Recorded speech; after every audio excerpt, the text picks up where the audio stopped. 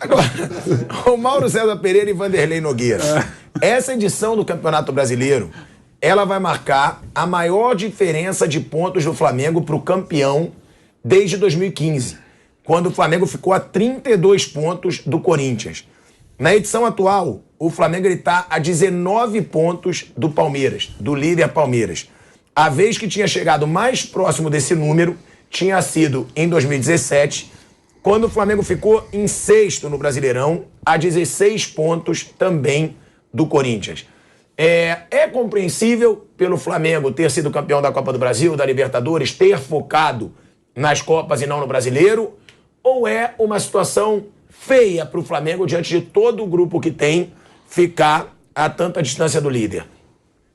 Estamos de volta à Rádio Jovem Pan, só explicando, vou ter que repetir tudo de novo. Ou seja, você se interrompeu você mesmo. É isso. O que eu posso fazer? Esse é o momento Eu não posso ficar aqui sem falar nada. A gente não pode ficar mudo.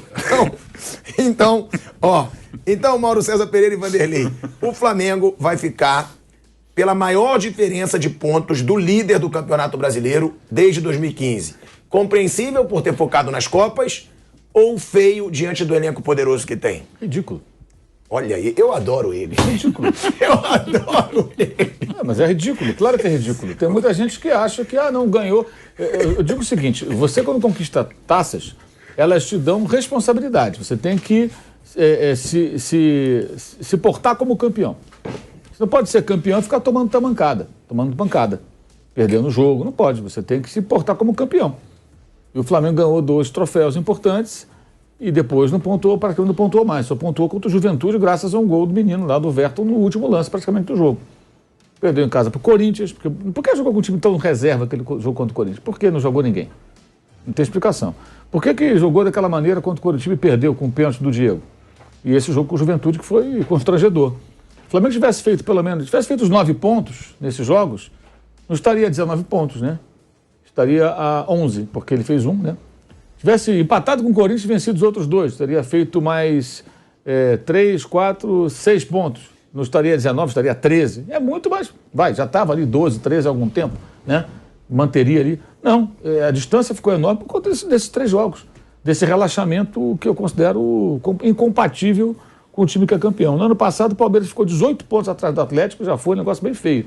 Com o elenco do Palmeiras fica 18 pontos atrás do campeão. O Flamengo consegue estar a 19 agora. E o Atlético Mineiro, então, é mais feio, né? Aí não tem qualificação isso aí. Eu acho que sim, você... Eu sempre falei, é muito ponto. E isso reflete também essa questão de você garantir vaga em Libertadores e tal. Mas eu acho que o Flamengo não tem o direito de relaxar a esse ponto, né? Porque em determinado momento, ok, você optou por priorizar as Copas e foi. O tempo mostrou que foi a escolha certa. O Flamengo ganhou as 2. E a chance do brasileiro era muito menor, porque tinha que tirar uma diferença muito grande para o líder que já era o Palmeiras lá atrás. Então a escolha foi acertada, do Dorival, da diretoria, dos jogadores, sei lá de quem, ou de um pouquinho de cada um. Mas esse comportamento é inaceitável do Flamengo nesses jogos. É por isso que a diferença é tão grande. Eu acho uma vergonha você ficar 19 pontos atrás do líder com um elenco tão caro. É elenco caro, né? Especialmente tendo perdido pontos para o Coritiba, que ganhava do Flamengo há um tempão e lutava pela sobrevivência. É um time fraco do Coritiba. E o Juventude, coitado, que aí... O Juventude, o Celso Roth reapareceu à beira do campo. O Celso Roth parecia que não ia mais trabalhar no futebol, né? Estava subido há um tempão. Então você vê um time que chama um veterano treinador que estava aparentemente até aposentado, parecia, para tentar começar o trabalho para o ano que vem. Já liberou jogadores. Não tinha lá o Pita, lá, que era o principal atacante. E o Flamengo quase perdeu. Então é por isso, eu acho uma vergonha isso aí. Uma vergonha. E acho incrível que tenha torcedor que entenda. Entendo. Isso é um pensamento pequeno. O do Galo é muito... O do Galo é 26 pontos. O Flamengo ganhou a Copa do Brasil e a Libertadores. São 2 assuntos distintos. Ganhou a Copa do Brasil, ok, palma, comemora. Agora, no brasileiro, você não pode abandonar, você tem que ter postura. Você não pode se avacalhar, permitir ser avacalhado, perder para o Juventude, quase perder para o Juventude. Ontem nós falamos nesse assunto de passagem, que parece que entra na cabeça de alguns jogadores, treinadores eu acho que nem tanto, mas jogadores que, olha, largou. Não vale mais nada. E o cara acredita. E reservas, porque se você usa parte do seu banco, o cara que não está jogando, o cara tem que mostrar que, puxa vida, eu sou titular, não sou titular, mas quando eu entro eu resolvo o problema. Eu acho que não pode largar. O Palmeiras, que é o campeão, ele já tinha praticamente certa a garantia que seria campeão brasileiro. Ele não largou em nenhum momento, até agora, até no jogo da taça. A gente tem que analisar dessa maneira. Você tem que apontar um exemplo mais ou menos. O Flamengo ganhou 2 taças e isso, eu concordo com esse negócio. Eu sou 2 taças, posso tomar a perder? Não pode perder. Eu falei ontem isso aqui. Tem jogadores importantes lá. O cara quase não joga. O cara vai ser reserva, não é o caso, né? Mas apenas com um titular absoluto. O cara reserva no Gabigol. Vai ficar sempre lá. Quando entra, o cara tem que mostrar serviço, tem que ganhar. Mas já está tudo resolvido, não interessa mais nada. Não é assim. Eu acho que essa diferença deve preocupar. Deve acender uma luzinha amarela aí para 2023. Eu acho que tem que pensar sério nessas coisas. Não pode soltar o braço, não. O Palmeiras, nesse ponto, mais uma vez recebe elogio. O tempo todo. 7 viradas deu no campeonato. Sim, muita coisa. 7 viradas.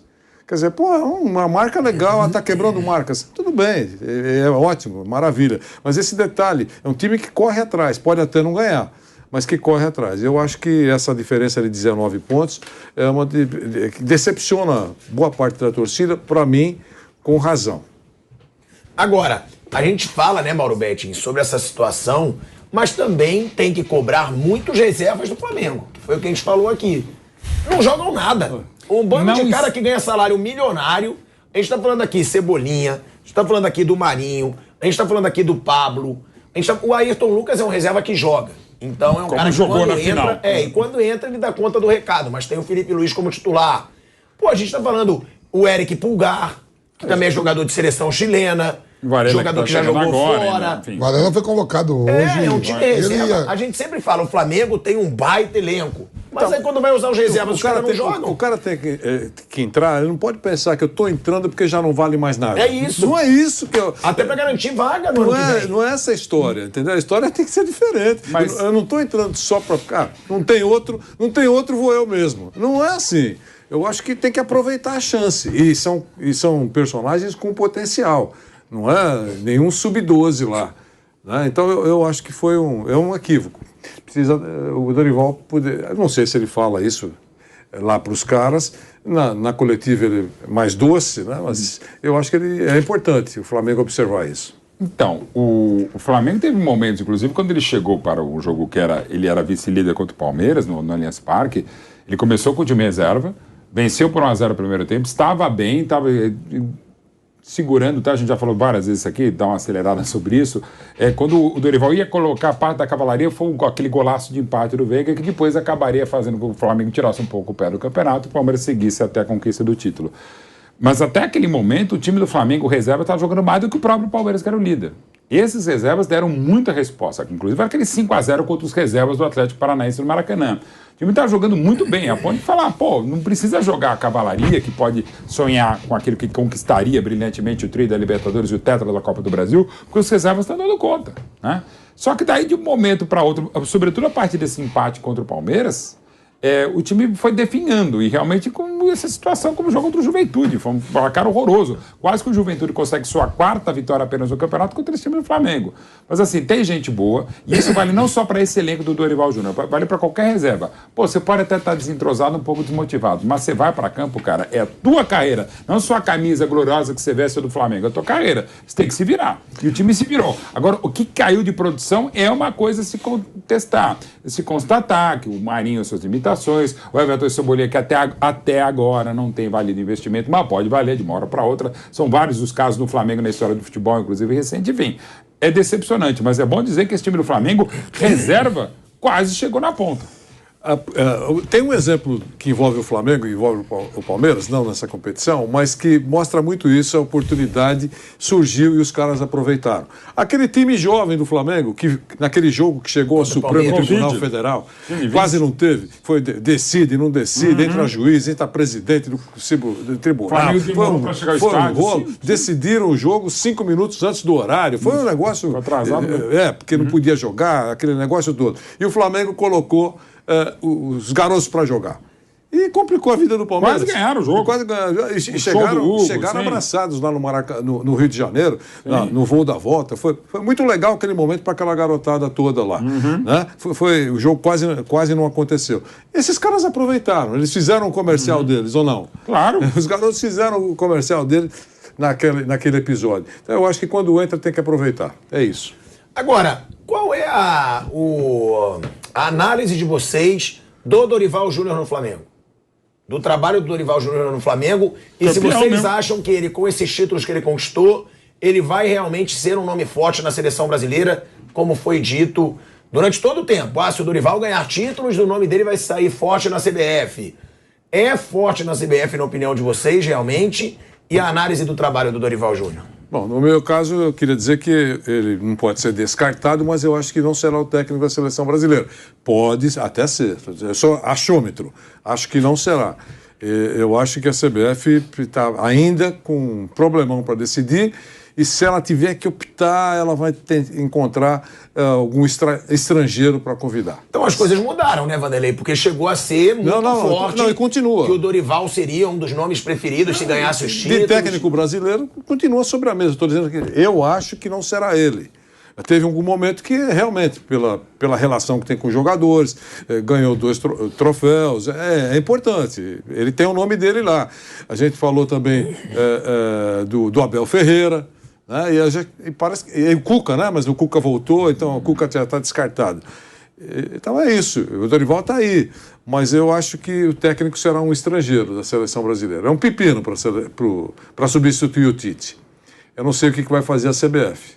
Mauros, análise do trabalho do Dorival para vocês no Flamengo, e se ele pode ser um nome forte para a seleção brasileira? Continua sendo um nome forte para a seleção brasileira, foi um dos principais responsáveis pelo título do Flamengo, não tenho a menor dúvida. Corrigiu não, é um pouco pretensão, né? Mas enfim, acertou um time que estava muito mal com o Paulo Souza dentro e fora de campo.